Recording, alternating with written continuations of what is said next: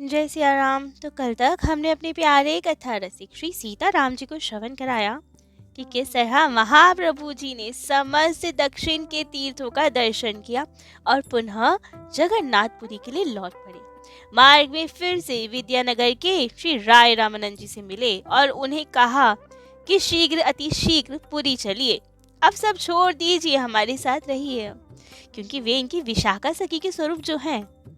और वहां से महाप्रभु जी आए अलालनाथ। अलालनाथ जो पुरी से 25-30 किलोमीटर दूरी है।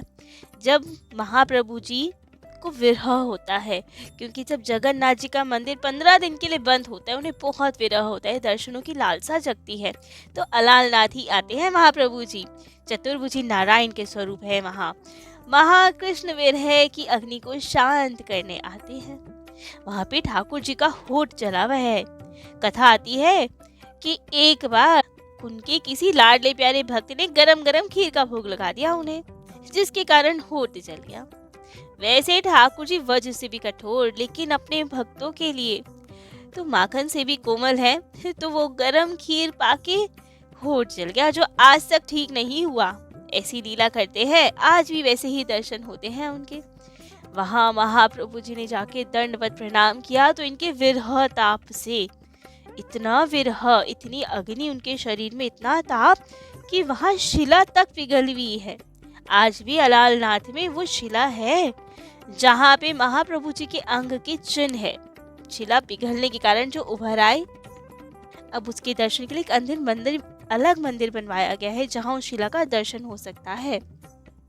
अब जैसे ही सब भक्तों को पता चला कि महाप्रभु जी अलालनाथ के पास आ गए हैं, तो सब समाचार सुन के अलालनाथ में ही भक्तों ने भीड़ लगा दी। सबने महाप्रभु जी को खूब प्रेम से उनका स्वागत किया, खूब आनंद से दर्शन किया, सत्संग प्राप्त किया, कीर्तन किया। और अब महाप्रभु जी के साथ आए श्री जगन्नाथ भगवान के दर्शन करने। पुरी नरेश के पुरोहित श्री काशी मिश्र के घर पर इनके रहने की व्यवस्था हुई, क्योंकि इन्हें थोड़ा एकांत शांत माहौल चाहिए था। अब व्यवस्था हुई तो नवद्वीप के भी सारे भक्त आ पहुंचे पुरी जी में। आनंदमय वातावरण था। तब तो इतने समय बाद महाप्रभु जी पुनः आए हैं। अब रथ यात्रा, जन्माष्टमी, दीपावली, सबके बड़े बड़े सुंदर सुंदर उत्सव होते। महाप्रभु जी खूब उल्लास से सब उत्सव मनाते। रथ यात्रा में भाव होता है जैसे द्वारिका में जब श्री कृष्ण जी वृंदावन से द्वारिका जी चले गए। सबको विरह हुआ, गोपियों को, उनकी मैया को, बाबा को, सबको। कितने समय तक श्री कृष्ण जी आए ही नहीं, क्या किया जाए। तो एक बार सबको समाचार मिला, बहुत वर्षों बाद, 100 वर्षों बाद, कि श्री कृष्ण जी कुरुक्षेत्र आए हुए हैं ग्रहण का स्नान करने। तो बस फिर सब वृंदावन वासी चल दिए कुरुक्षेत्र की ओर दर्शन करने। अब श्री कृष्ण जी के दर्शन प्राप्त तो हुए। सब रानियों को राधा रानी के बारे में पता चला, उन्हें अपने शिविर में भी ले गई। लेकिन सबको, गोपियों को और राधा रानी को कुछ आनंद नहीं आया। मन में भाव कि हमें द्वारिका नाथ नहीं चाहिए, हमें हमारे वही वृंदावन बिहारी चाहिए। श्री कृष्ण जी से अनुरोध किया कि आप ब्रिज चलिए वापस। और तब कहा जाता है सब ब्रिजवासियों ने एक रथ बनाया, उसमें श्री कृष्ण जी को बिठाया। गोपियों ने स्वयं वो रथ खींचकर अपने प्यारे श्री कृष्ण को वृंदावन वापस गई। तो वही भाव यहाँ जगन्नाथ जी में रथ यात्रा में महाप्रभु जी को होता है। जैसे तब वो कृष्ण विरह से विरहित वो गोपियाँ श्री कृष्ण जी को रथ में बिठा के लाई, वही भाव महाप्रभु जी का। जगन्नाथ जी की रथ यात्रा को लेकर मानो श्री कृष्ण जी द्वारिकाधीश है और सब गोपियां उन्हें रथ में बैठा कर खींचते हुए रथ ले जा रही हैं वृंदावन की ओर। तो प्रेम में उन्मुक्त होकर महाप्रभु जी कीर्तन करते हैं, नृत्य करते हैं, कोई शरीर की सुध ही नहीं। कभी मूर्छित होते हैं, कभी अश्रुपात करते हैं, कभी खूब रुदन, कभी खूब उत्साह, ऐसे कीर्तन करते हुए ले जा रहे हैं। इतना उनमें उन्माद होता है उस वक्त, इतना प्रेम विह्वल दशा होती है कि आंसू तो कहते हैं पिचकारी के जैसे छूटते थे। सबके आंसू नीचे की ओर बहते हैं, थोड़े थोड़े बहते हैं। लेकिन इतनी उन्माद की अवस्था जब हो जाए, इतनी प्रेम दशा हो जाए, तो आंसू भी धारावृत बहते हैं, पिचकारी के जैसे सामने की ओर गिरते हैं। और जिस जिस पे वो आंसू की बूंद पड़ी वे भी प्रेम उन्मुक्त हो नृत्य करने लगा, कीर्तन करने लगा। उसी समय पुरी के राजा पे भी महाप्रभु जी ने कृपा की, उन्हें भी अपनाया। वरना वे राजा से भेंट नहीं करते थे, क्योंकि सन्यास धर्म के विरुद्ध था, तो उनके दर्शन नहीं करते थे, वे भी व्याकुल रहते थे। लेकिन इन्हीं सब के दौरान लीला करके सब भक्तों ने कृपा की, तो महाप्रभु जी से भेंट हुई, दर्शन हुए, उन्हें भी भक्ति का दान मिला। सब उत्सव आदि के बाद सब नवदीप वासियों को तो वापस विदा किया महाप्रभु जी ने। श्रीवास पंडित जी के हाथ शची माता के लिए जगन्नाथ जी का महाप्रसाद और प्रसादी वस्त्र भेजा। एक दिन सार्वभौम जी वासुदेव के दामाद अमोघ ने श्री महाप्रभु जी के सम्मुख विविध प्रकार के प्रसाद आदि देखे, क्योंकि सब भक्त लेकर आते थे, जगन्नाथ जी का मिलता था और ये किसी को दुखी करते नहीं थे, खूब प्रेम से भोग लगाते थे। लेकिन उन्होंने ये सब देखकर तो कहा उपेक्षा पूर्वक कि ये तो भोगी सन्यासी है, भोजन आदि में ज्यादा मन लगता है इसका। और इसी भगवत अपराध के फलस्वरूप दूसरे ही दिन उसे हैजा हो गया। तब जब महाप्रभु जी को ये पता चला तो बहुत दुखी हुए, स्वयं तत्काल उसके घर पे गए और उसको रोग मुक्त किया। केवल रोग मुक्त नहीं, भव रोग से भी मुक्त कर दिया। भक्ति का दान दिया, उसे नाम का दान दिया, परम वैष्णव बना दिया। और अब कुछ समय बाद महाप्रभु जी ने विचार किया, उनका मन आया कि जिसके लिए सन्यासी बने हैं वो भी किया जाए, अर्थात वृंदावन की ओर प्रस्थान किया जाए। बहुत मन हुआ कि अब वृंदावन जाया जाए, तो गौड़ देश पधारे, जिससे कि मैया के भी दर्शन हो जाए, गंगा मैया के भी दर्शन हो जाए, फिर वृंदावन जाया जाए आज्ञा लेकर। तो आए यहाँ सब नवदीप वासी अति प्रसन्न, सब ने दर्शन किए, बहुत आनंद रहा, मैया ने भी दर्शन किए। और आज पति के वियोग में त्रसित विष्णु प्रिया जी को भी कृपा करके दर्शन दिए। अब विष्णु प्रिया जी कुछ नहीं मांगती, परंतु आज एक विलंब चाहिए था, तब उनको अपनी चरण पादुका प्रदान की और फिर माँ से आज्ञा लेके चल दिए वृंदावन की ओर। साथ में असंख्य लोग महाप्रभु जी के साथ जाने को तैयार। कैसे रोके? तो राम केली के रास्ते से गए और वहां पे श्री रूप सनातन जी पे कृपा की, जिनका चरित्र हम बाद में सुनेंगे। अद्भुत संत जिन्होंने वृंदावन का प्राकट्य किया, जैसा हम आज स्वरूप देखते हैं वृंदावन का, उन्हीं की कृपा से मिला। उन्होंने ही सब ये स्थलियां खोजी, पुनः खोजी, पुराण में जिन जिनका उल्लेख है सब ढूंढ ढूंढ के निकाला। परंतु अब इतने सारे भक्त साथ, जिससे यात्रा में कठिनाई होती, तो अब पुनः आ गए अद्वैत आचार्य जी के घर शांतिपुर। वहां 10 दिन तक रुके और फिर पुरी को लौट आए। अब 3-4 महीने पुरी में बिताकर पुनः वृंदावन की यात्रा की ठानी। अब की बार किसी को नहीं ले जाएंगे कह दिया। साथ में बलभद्र भट्टाचार्य नाम के एक सेवक थे। बस रात पर छोड़ अब झारखंड के वन से, वहां पे वन से होते हुए महाप्रभु जी काशी पहुंचे। और वन के मार्ग से होते हुए क्यों जा रहे हैं? क्योंकि ये अवतार केवल मनुष्य पे कृपा करने के लिए ही नहीं है, प्रत्येक जीव पर कृपा करने के लिए है। तो वहां पे पशु पक्षी हिंसक जीव जंतु सब पर कृपा कर रहे हैं। सिंह को, हाथी को, सबको नाम दान दे रहे हैं। सब मतवाले होके नृत्य करते हैं कीर्तन में इनके साथ, चाहे वो सिंह हो, चाहे हो वो हाथी हो, इनके कीर्तन में खूब आनंद से नृत्य करते हैं सब। कोई कोई तो ऐसे अद्भुत भक्त भी मिलते हैं रास्ते में जो इन्हें जाने ही नहीं देना चाहते और ये भी सबसे भेद करते हैं। एक भक्त ने तो इन्हें और नित्यानंद प्रभु जी को दोनों को घर में ही बंद कर लिया कि जाने नहीं देंगे आपको यहाँ से। तब तो इन्होंने अपने एक और स्वरूप प्रकट किए और कहा, एक जोड़ा आप रख लो और एक को भेज दो। अब ये भी सोचे कि कौन से असली प्रभु कौन से नकली, लेकिन भोग आदि स्पर्श करने में सबसे। तब एक जोड़ा नित्यानंद और महाप्रभु जी का अपने पास रखा और एक को विदा किया। और जो अपने पास रखा वे तो मूर्तिमंत हो गए। तब भागे भागे गए, नहीं महाप्रभु जी हमें आप चाहिए, आप हमारे घर रुकिए और जो वहां पे है वो चले जाएं यात्रा को। और फिर ऐसे ही हुआ। अब महाप्रभु जी और नित्यानंद जी इनके घर पे आए और जो दूसरे वाले थे जो मूर्तिमंत होने थे वे चले गए। और जब ये घर पे चुके तो अब ये मूर्तिमंत हो गए, मूर्ति बन गए। अरे क्या चक्कर है, क्या लीला है। तब उन्हें समझ में आया कि ठाकुर जी विग्रह स्वरूप में ही रहेंगे हमारे पास। तो एक स्वरूप जो आज भी वहां मंदिर में विराजित है वहीं रहा और नित्यानंद महाप्रभु जी चल दिए आगे यात्रा के लिए। काशी में तपिन मिश्र के घर ठहरे और चंद्रशेखर वैद्य के घर पे जाकर भिक्षा करते।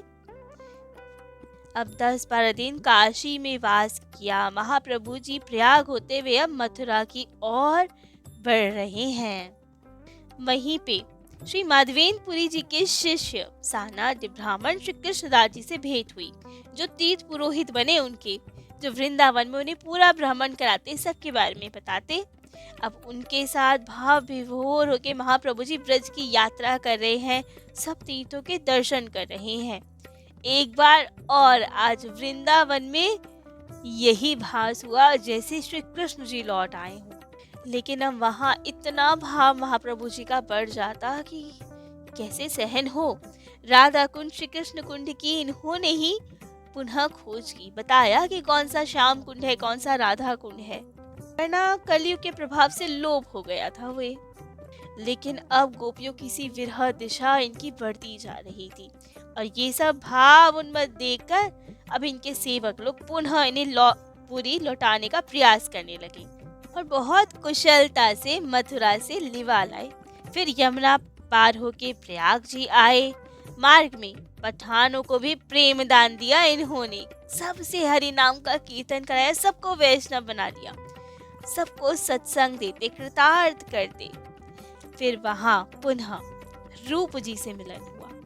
रूप जी जिन पे पहले रामकेली में कृपा की थी और उन्हें आध्यात्मिक शिक्षा दी, दीक्षा प्रदान की और प्रयाग पहुंचे। रूप जी ने वृंदावन जाके बहुत सारे स्थलों की खोज की। संपूर्ण चरित्र तो रूप सनातन जी दोनों भाइयों का हम बाद में श्रवण कराएंगे अपने कथा रसिक को। आज केवल थोड़ी सी इंफॉर्मेशन की है कौन।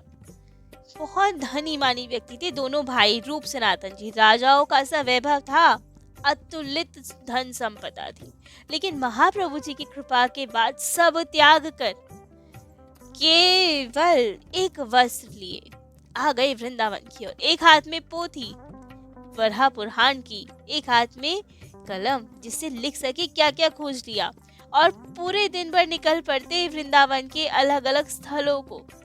कहीं रास मंडली, कहीं कोई स्थल, कहाँ कौन सी लीला हुई, वे ढूंढते, मार्ग करते, उन्हें महाप्रभु जी को सूचित करते कौन कौन से स्थल मिल गए हैं।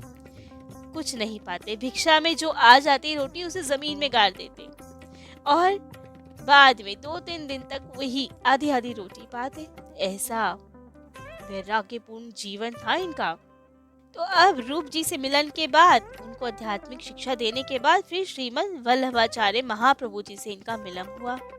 अब उनसे भेंट आदि के पश्चात उनका आतिथ्य सत्कार स्वीकार करने के बाद खूब शास्त्र आदि पे चर्चा हुई और पुनः प्रयाग से चल दिए। काशी आए तो श्री सनातन जी से भेंट हुई, उन्हें भी आध्यात्मिक शिक्षा दी, उन्हें भी वृंदावन का मार्ग बताया। कहा कि तुम्हारा भी यही कार्य सेवा है कि वृंदावन के स्थलों की खोज करो। वृंदावन का प्राकट्य होना चाहिए बहुत सुंदरता से। और वहीं सन्यासी श्री प्रकाशानंद जी पे परम अनुग्रह करके, भक्ति प्रदान करके 2 मास काशी में रहकर फिर महाप्रभु जी पुनः पहले वाले मार्ग से ही पुरी की ओर लौट आए। और यही सब दक्षिण की यात्रा, पुरी में निवास, वृंदावन की यात्रा, इन सब में कम से कम 6 वर्ष लग गए महाप्रभु जी को।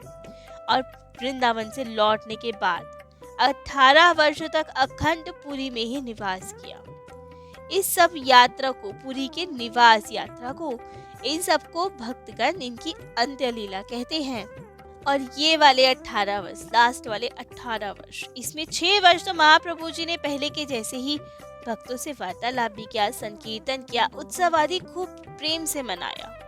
भक्तों में प्रेम, करुणा, वात्सल्य, शिक्षा, उपदेश आदि सब कुछ बहुत सुंदरता से सब में प्रकाश डालते, सबका बखान करते। एक बार लेकिन छोटे हरिदास जी माधवी देवी के घर जाके महाप्रभु से चावल की भिक्षा मांग लाए। अब जब इनको पता चला कि इनके कोई भक्त स्त्री से भिक्षा मांग के लाए, तो इन्हें उनका परित्याग कर दिया, क्योंकि संन्यास धर्म में विरक्ति के साथ रहना चाहिए, विरक्त होकर रहना चाहिए, और विरक्त होकर स्त्री के साथ किसी प्रकार का संपर्क उचित नहीं। लेकिन अब उनसे ये विरह नहीं सह गया, और श्री हरिदास जी ने, छोटे हरिदास जी ने प्रयाग में जाकर त्रिवेणी में जल समाधि ले ली, और फिर दिव्य धूप धारण करके अदृश्य रहकर ही महाप्रभु जी की कीर्तन में सेवा करते। ऐसे ही अद्वैताचार्य जी के एक सेवक ने पुरी नरेश से आचार्य की दीन दशा देकर आर्थिक सहयोग की प्रार्थना की। महाप्रभु जी को पता चला तो उन्हें भी दर्शनों की अनुमति नहीं दी, उन्हें भी अपने दर्शन लाभ से वंचित कर दिया, रोक लगा दी उन पे। फिर आचार्य ने खूब प्रार्थना आदि की तो अलाउ किया उन्हें कि ठीक है। अब इनका उद्देश्य तो यही था कि भक्ति की आड़ में धन उपार्जन नहीं होना चाहिए। राय रामानंद जी के छोटे भाई गोपीनाथ पटनायक, जो पुरी नरेश की ओर से एक देश के शासक नियुक्त किए गए थे, उन्हें एक निश्चित धनराशि सालाना भिजवानी पड़ती थी यहाँ, परंतु वे विषयासक्त हो गए और कभी ठीक से भुगतान करते ही नहीं। धीरे धीरे 2 लाख रुपए बकाया हो गए इन पे राजा के। अब राजकुमारों ने जब गए और पूछा कि क्यों पैसे नहीं भेजते हैं, तो प्रमादवश आलस में आकर और अभिमान स्वरूप इन्होंने राजकुमारों का ही अपमान कर दिया।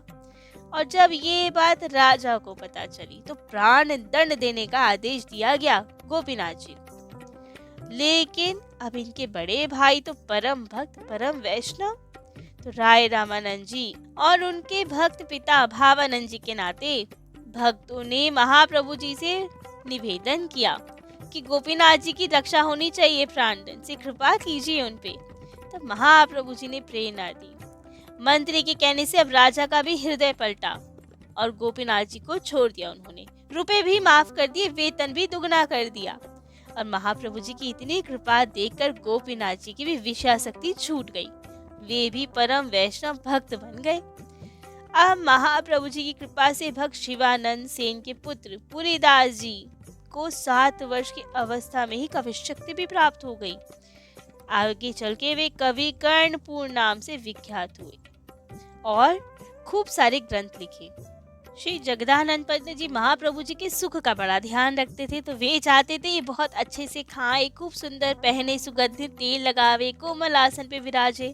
परंतु महाप्रभु जी संन्यास धर्म के कारण इन सब का विरोध करते थे, कुछ नहीं स्वीकार करते थे।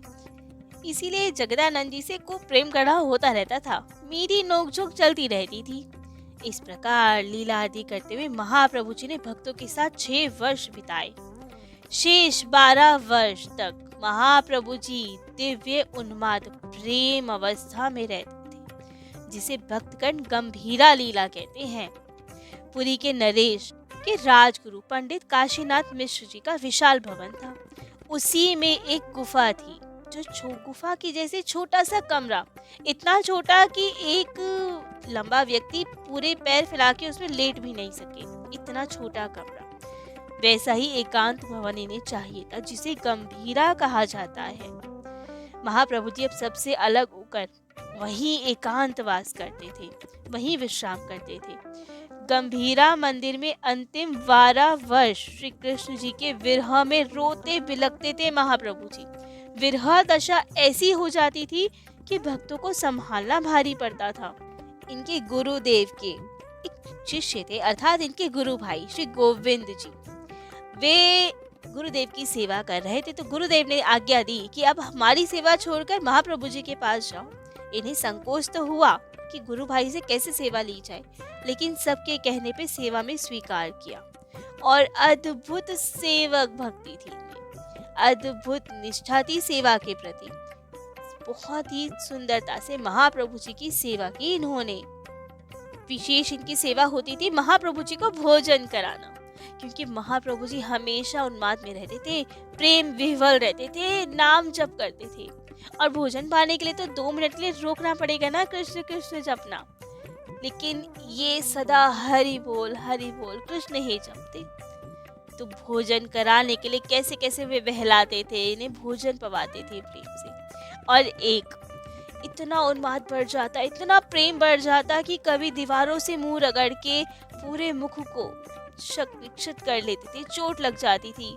कभी भागते, कभी मूर्छित होते, कभी हर रोम से कृष्ण नाम पुकारते, तो इनकी नसें नसें कभी दर्द करती, शरीर दुखने लगता, प्रेम में विभोर रहते। तो गोविंद जी शरीर दबाकर इनकी सेवा करते थे, क्योंकि और किसी को ये सेवा नहीं करने देते थे, लेकिन वे बहाने बना के जैसे तैसे खूब सेवा किया करते थे।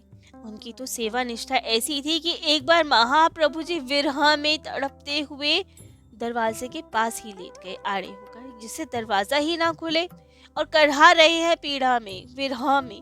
गोविंद जी ने पूछा कि महाप्रभु जी कृपा कीजिए, थोड़ा सा मार्ग दीजिए जो हम भीतर आ पाए, सेवा कर पाए। 2-3 बार तो महाप्रभु जी ने नहीं सुना, फिर साहस करके पूछा तो महाप्रभु जी ने कहा नहीं हिल सकते, बिल्कुल सामर्थ्य नहीं बची, बहुत दुख रहा है समझ चली। तब तो सेवक धर्म है, सेवा करनी है, चाहे उसके लिए अपराध ही क्यों ना करना पड़े, नर्क भोगना पड़े।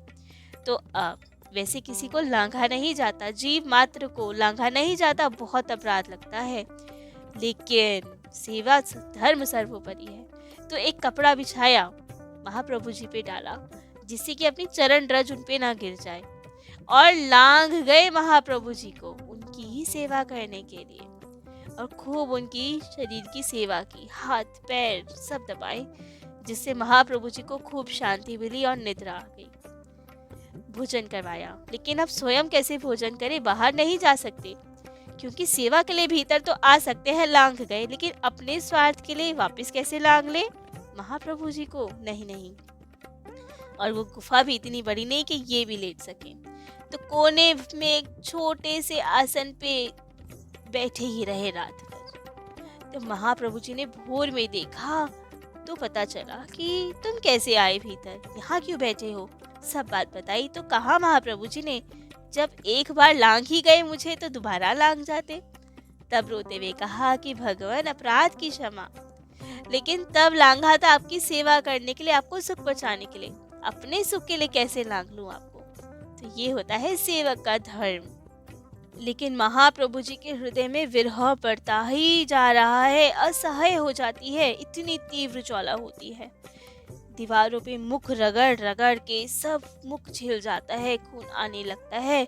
कभी सागर में स्नान करते हैं तो बालू के ऊंचे ऊंचे टीले देखकर गिरिराज पर्वत की भावना हो जाती है, उनकी ओर दौड़ लगाते हैं, दौड़ते दौड़ते मूर्छित हो जाते हैं, घंटों तक गरम गरम बालू में पड़े रहते हैं, कुछ नहीं भान रहता उन्हें, शरीर जल जाता है। कभी कभी गंभीरा से जब सब सो जाएं तो भाग जाते हैं जगन्नाथ जी की ओर, वहीं पे बाहर मूर्छित हो जाते हैं। जब सब लोग ढूंढने आए कि कहाँ गए तो पता लगता है कि सोने के पिंड के समान हो जाते हैं।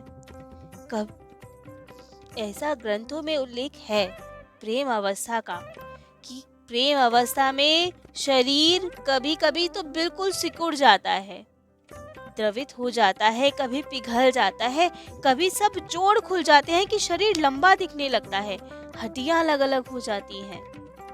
तो केवल सुना था ये, लेकिन महाप्रभु जी के पास रहकर उनके भक्तों ने ये सब देखा। तो जब देखा तो उनके सब जोड़ खुले पड़े, केवल स्किन थी, जो त्वचा थी उसके कारण अंदर था सब, लेकिन जोड़ खुल चुके थे, शरीर लंबा हो चुका था। ऐसी अवस्था कि महाप्रभु जी को उठा भी नहीं सकते वहां से, वरना शरीर ही बिखर जाए। कभी ऐसी दशा कि हाथ पैर अंदर को चले जाए, कच्छप जैसे लगने लगे, पिंडाकार हो जाएं, मुख से फेन निकले, मूर्छित अवस्था रहे।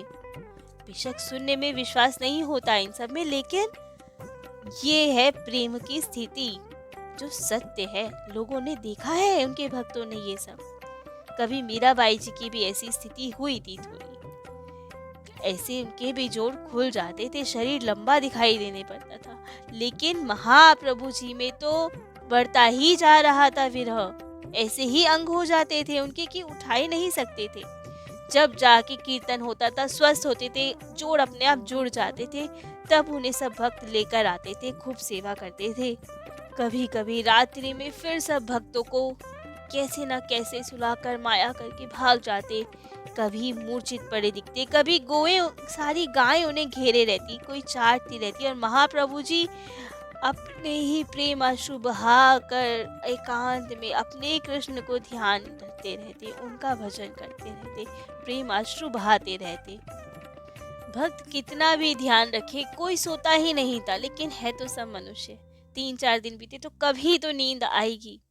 जैसे ही कोई भक्त सो जाए, महाप्रभु जी जाने कहाँ से कैसी गंभीरा से बाहर निकलते, भागने लग जाते। एक बार तो महाप्रभु जी को जल क्रीड़ा का स्मरण होने लगा। भावावेश ऐसा हुआ कि तुरंत समुद्र की ओर कूद पड़े, और उसी भावावेश में सारी रात अगाध समुद्र में कभी डूबते कभी उछलते रहते। डूबते डूबते बहते बहते बहुत दूर निकल पड़े, और वहां मछुआरों के जाल में फंस गए। एक मछुआरे को जब पता चला, देखा, सोचा बहुत बड़ी मछली आई, लेकिन देखा तो महाप्रभु जी। सोचने लगे कौन है क्या है। जैसे ही उनका अंग स्पर्श किया तो अब वही सब भाव उस मछुआरे में भी आ गए। खूब प्रेम उन्मत्त होके वे भी कीर्तन करने लगा, और जब सब भक्तगण ने ढूंढते हुए आए, तब मछुआरे की स्थिति देख के समझे कि महाप्रभु जी अवश्य यही हैं। तब उन्हें पुनः कीर्तन सुना के सचेत किया, पुनः गंभीरा में लेकर आए। लेकिन महाप्रभु जी की ये स्थिति अलौकिक अलौकिक होती जा रही है, विरह बढ़ता ही जा रहा है। जैसे कि कभी राधा रानी ने इन्हें कहा था, जब इन्होंने कहा कृष्ण जी ने कि हमें अनुभव करना है क्या भाव होते हैं, तो राधा रानी ने कहा कि कृष्ण जी, आपका विरह केवल मैं ही सह सकती हूँ, आप नहीं सह सकते। सही बात भी है। राधा रानी ने जितना सहा, कभी उनकी ऐसी दिशा तो नहीं दिखी कि कभी वो दीवारों से मुख रगड़ रही हैं, कभी उन्मत्त होकर दौड़ रही हैं। वे सब सहन करे जाती हैं, अश्रु अग्नि सब पीती जाती है प्रेम विरह की। लेकिन यहाँ श्री कृष्ण जी जब राधा रानी के भाव में आए, तो उनसे ये विरह नहीं सहा गया। कभी उनके जोड़ खुल जाते हैं, हड्डी हड्डी अलग हो जाती है, कभी सब अंदर धस जाते, कच्छप से बन जाते हैं, कभी विरह में रोते समुद्र में कूद पड़ते हैं। उनसे नहीं सहन हुआ राधा रानी का वे भाव। तो अब ये जगह बढ़ती जा रही है, बढ़ती जा रही है, विरह बढ़ता जा रहा है, चरम सीमा पे पहुंच गया। तब संवत 1590 में आषाढ़ मास का दिन, एक दिन तीसरे पहर महाप्रभु जी जगन्नाथ मंदिर की ओर दौड़ पड़े।